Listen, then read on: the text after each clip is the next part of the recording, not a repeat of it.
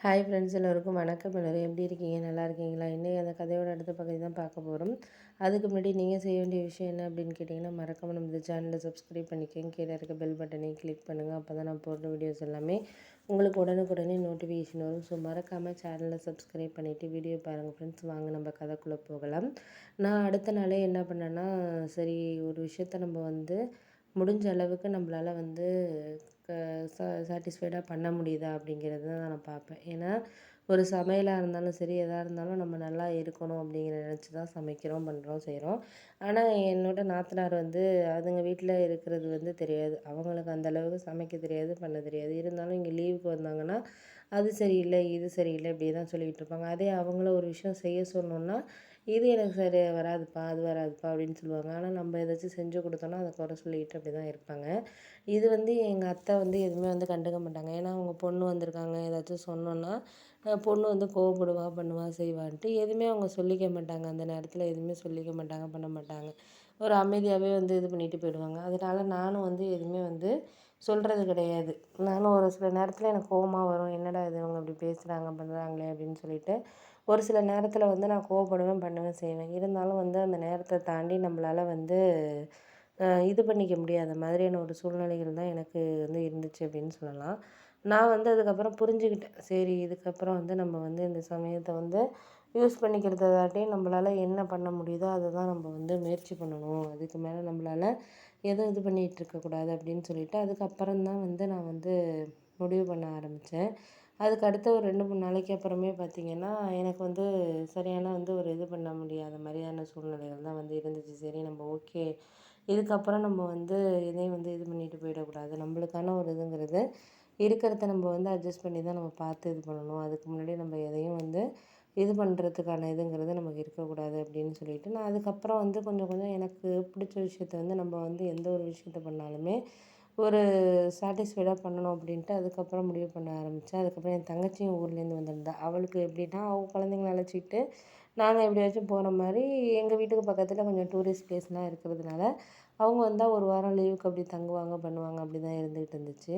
அப்போ அந்த சமயத்தில் என்னாச்சுன்னு பார்த்தீங்கன்னா, நான் வந்து அவங்கக்கிட்ட சொன்னேன். இது மாதிரி வந்து நீங்கள் சொல்கிறதெல்லாம் ஓகே தான். நான் இல்லைங்கல. ஒரு சில விஷயங்கள் வந்து உங்களுக்கு புரிய மாட்டேங்குதுங்கிறத தாண்டி நம்மளுக்கு என்ன இந்த விஷயத்த வந்து ஒரு இதாக கொண்டுட்டு போகிறதுக்கான இதுங்கிறது நம்மளுக்கு இருக்க மாட்டேங்குது. அதுதான் உங்களுக்கு புரிய மாட்டேங்குது அப்படி இப்படின்னு நான் சொல்லிட்டேன். அதுக்கு வந்து என் தங்கச்சி வந்து சொன்னா, "நீ ஏன்க்கா பேசாம இருக்க? அது வந்து 1 மாதம் இருந்துச்சுன்னா, அத சமைக்க சொல்ல முடியாது. நீ பாட்டுக்கு அமைதியா ஏதாச்சும் உடம்பு முடியலன்னு சொல்லிட்டு நீ பாட்டுக்கு இருந்தா என்ன? நீ எதுக்கு சமைக்கணும், பண்ணணும்? தேவையில்லாம இது பண்ணிகிட்டு இருக்க" அப்படின்னோனே, "இல்ல அதெல்லாம் ஓகே தாண்டி. நான் இல்லைங்கல. சமைக்கிறது பண்ணுறதெல்லாம் நான் சமைக்கிறேன்ல. எதுக்கு எடுத்தாலும் குறை சொல்லிட்டு இருந்தா நம்மளுக்கு கோவம் தானே வரும். நம்ம எது பண்ணாலுமே வந்து ஒரு குறையா தான் பார்க்குறது.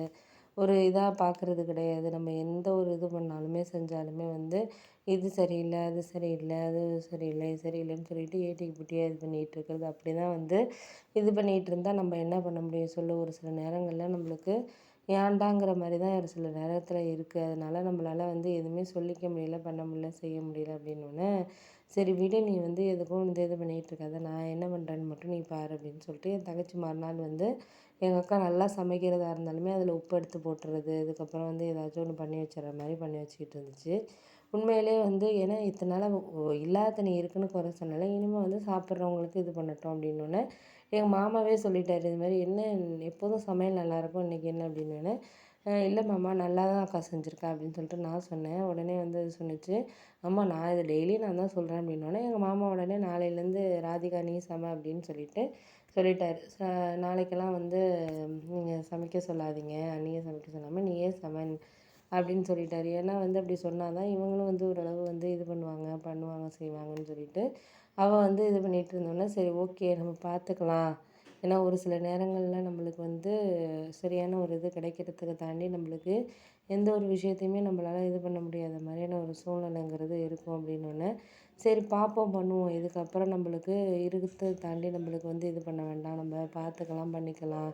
சரி, சரி இருக்கட்டும் அப்படின்னு சொல்லிட்டு நான் இருந்தேன். அடுத்த ஒரு 2 நாள் வந்து சமையல் வந்து அவங்க நாத்தனார் தான் பண்ணுச்சு. பண்ணோன்னே பார்த்தீங்கன்னா, அந்த அளவுக்கு நல்லாவே இல்ல. அதுக்கு தான் வந்து நானே பண்ணியிருந்திருப்பேன். அதுக்கு எங்க மாமா பேச ஆரம்பிச்சுட்டாரு. அதுக்கு வந்து உங்க அண்ணி பண்ணுறதே எவ்வளோ பரவால்ல. நீ பண்ணுறன்ட்டு என்னத்த பண்ண அப்படின்னு சொல்லிட்டு இது மாதிரி குறை சொல்கிறியே அது மட்டும் உங்களுக்கு நல்லா இருக்கா அப்படின்னு சொன்னோன்னே, குறையெல்லாம் ஒன்றும் சொல்லலை, நான் இனிமேல் வந்து யாரையும் எதுவும் கண்டுக்க போகிறதில்ல அப்படிங்கிற மாதிரி எங்கள் அண்ணி வந்து பேச ஆரம்பிச்சிட்டு